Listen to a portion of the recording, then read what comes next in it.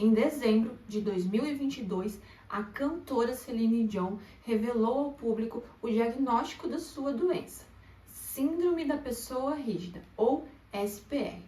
Ela revelou que os sintomas da doença estavam afetando vários aspectos da sua vida, inclusive as suas cordas vocais. E há pouco tempo, a Prime Video lançou um documentário no qual a cantora demonstrava ali o dia a dia dela com a síndrome da pessoa rígida. Inclusive, tem cenas no documentário que demonstram a cantora tendo espasmos musculares muito severos, que deixam ela completamente imobilizada.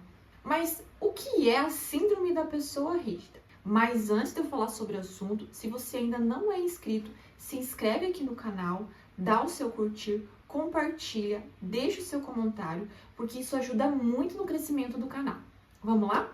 A síndrome da pessoa rígida foi descrita pela primeira vez em 1956 por Morse e Waldman.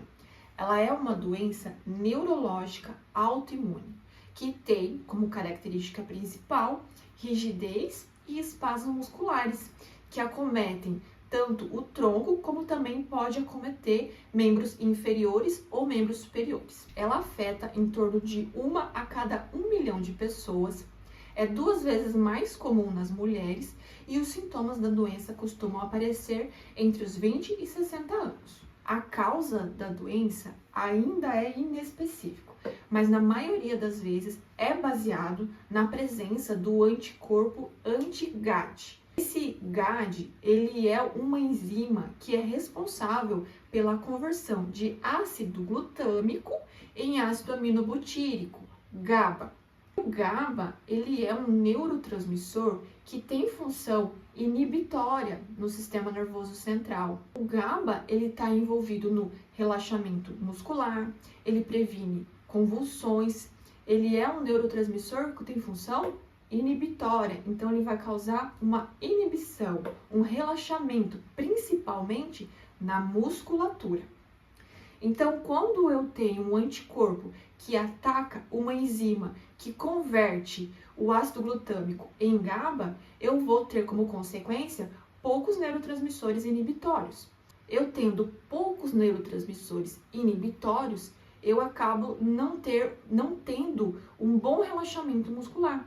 Então, todas as vezes que ocorre uma contração muscular, como um espasmo ou uma contratura, eu não vou ter o neurotransmissor que seria responsável por estar relaxando essa fibra muscular, eu vou ter em pouca quantidade.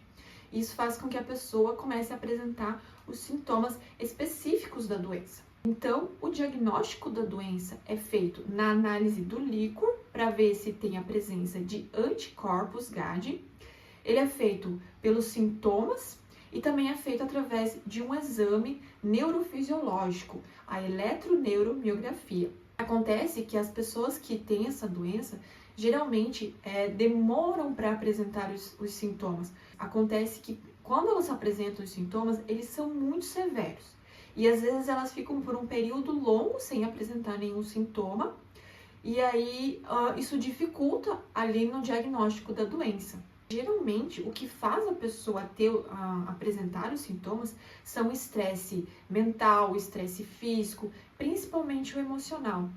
Então, como por exemplo, apresentação em público, como era o caso da Celine, ela fazia muitas apresentações. De certa forma, isso envolvia um desgaste emocional muito grande ali para ela.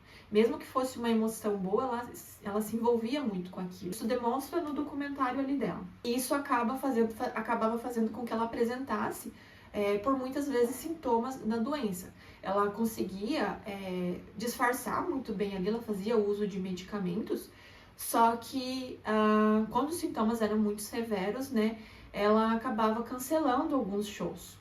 Então chegou um momento que isso acabou afetando muito ali as apresentações dela, que ela teve que dar uma pausa ali na carreira. Os sintomas da doença, eles são muito graves e muito severos. Então os sintomas são baseados em espasmos musculares, que são contraturas ali em grupos musculares, no qual a pessoa não consegue ter um controle, uma rigidez muscular muito acentuada, no qual a pessoa pode vir até mesmo a ter luxação, fratura óssea, ruptura da fibra muscular. E, além do que, por conta desses espasmos, dessa rigidez, com o tempo, a pessoa ela pode vir a apresentar uma hiperlordose, que seria ali o aumento da curvatura lombar. Ela pode vir a apresentar uma marcha mais robotizada, porque ela não consegue ter um relaxamento adequado ali das fibras musculares. E essas pessoas, elas podem vir a sofrer quedas. Então, como elas não conseguem ter muito equilíbrio ali do corpo, elas podem também estar sofrendo quedas constantes. Então, a SPR, ela é uma doença que ela não tem cura, mas ela tem um tratamento. E esse tratamento, ele é baseado com medicamentos, que são os imunossupressores, e medicamentos que vão aliviar os sintomas. Esses medicamentos geralmente são prescritos pelos neurologistas ali que acompanham a pessoa.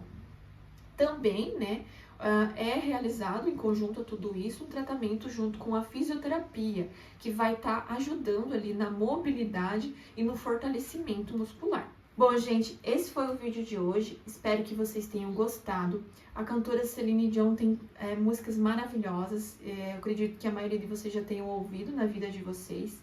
Vão lá, assistam um documentário muito interessante de você entender o quanto que uma doença neurológica pode limitar e afetar a vida de uma pessoa. Obrigada a todos e até o próximo vídeo.